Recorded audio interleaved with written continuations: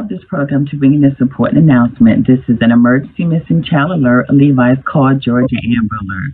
On April the 18th, Ahmad Griffin, a 4-month-old black male, was abducted by Travis Sequel Griffin, a 27-year-old black male, 5 feet 7 inches tall, weighing 137 pounds, and was last seen at 803 Davis Road, apartment 304 in Waynesboro, Georgia, and is believed to be in extreme danger.